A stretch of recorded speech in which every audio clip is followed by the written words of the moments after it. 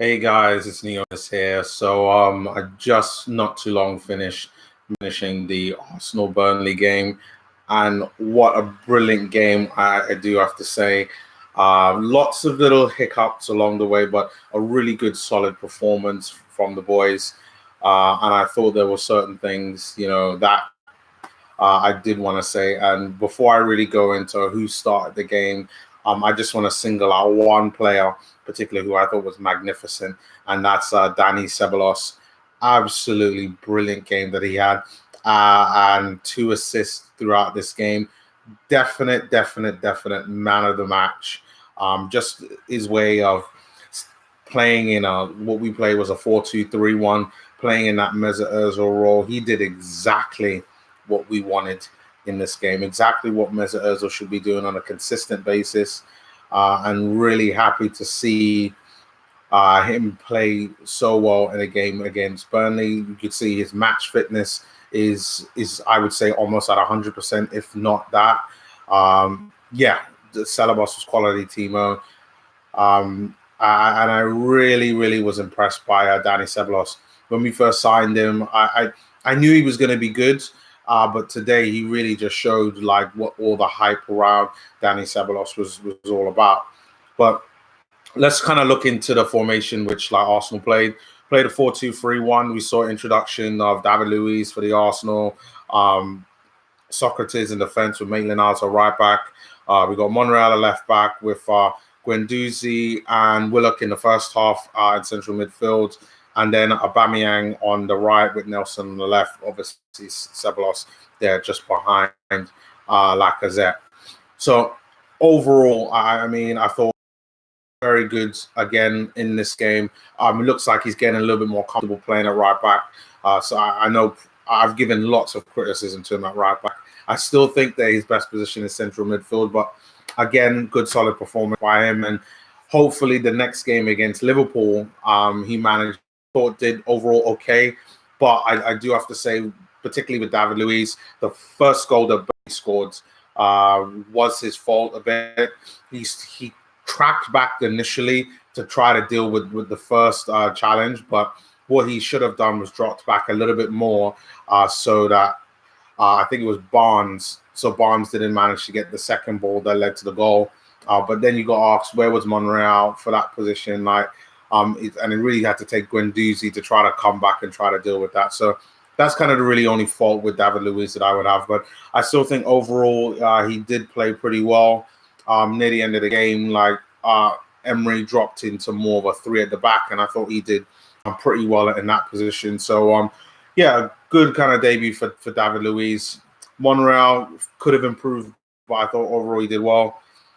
Again, Willock, for me, just outstanding player. I thought some of his passing, driving balls from midfield, his work rate are really good. Guendouzi, again, good solid performance. And then by the goal scorer, Aubameyang, what a goal. I mean, it was a simple pass by Ceballos, but shot off again. Aubameyang doing 2 goals in 2 games, cannot fall once again. So great goal by Aubameyang in that respect. Obviously, I've talked about Dani Ceballos. It looks to me like that's more of his position, playing in that number 10 role. I don't know what this is going to mean for Mesut Ozil, because I think that Mesut Ozil is still going to have an opportunity at Arsenal. Maybe in a midfield 3 with, let's say, Willock, let's say Torreira, who came on as a substitute, as a last substitute later on in the game.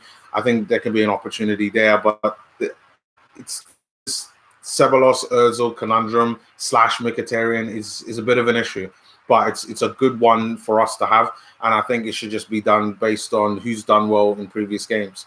So Ceballos is probably going to start against Liverpool in the same position. Like, why not continue with that?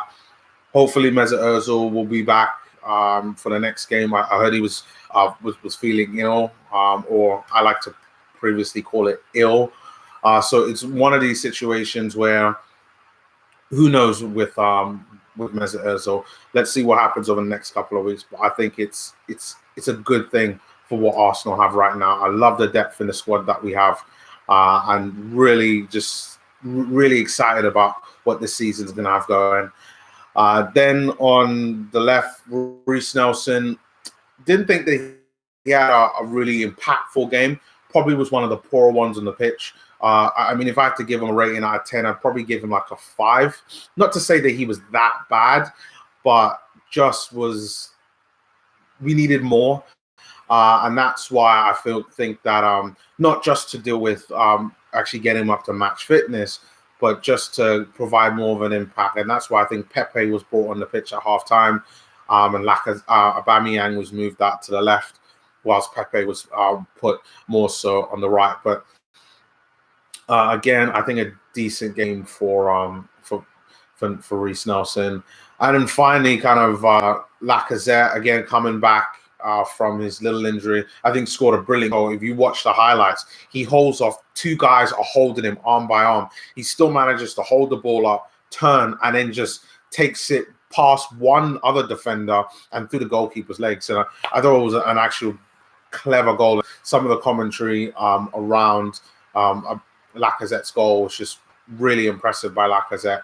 And I know next week, you know, the boys are going to be able to pull out another great result like this.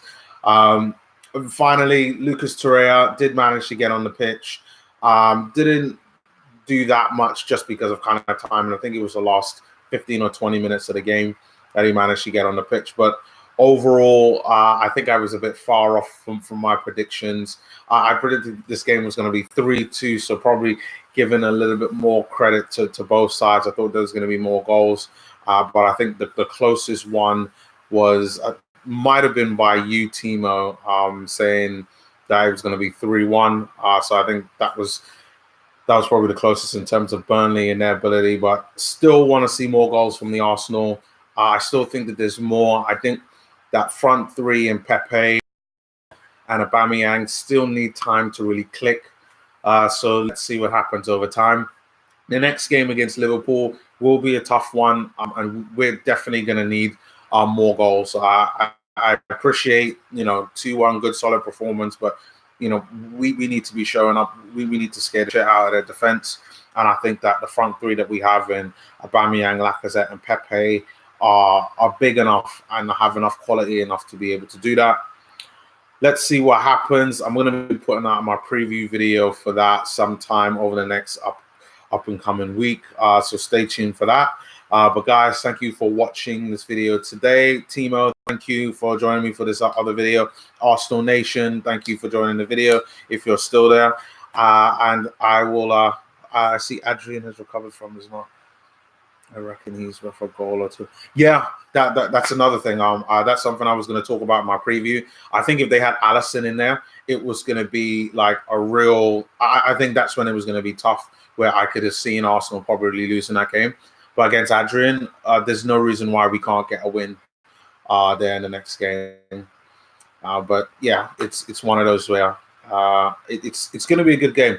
To be honest, I wouldn't be surprised to see a draw. Probably like 2-2. Early days. Let's see what happens over the next maybe 4 or 5 days. See if there's any injuries happening on the Liverpool side or on the Arsenal side to kind of make a proper prediction. But hey, Joseph, thanks for seeing you. But don't worry, just kind of watch it afterwards. But guys, thank you for watching the video. Yeah, leave any comments afterwards, share the video, and I will see you guys next time. Peace.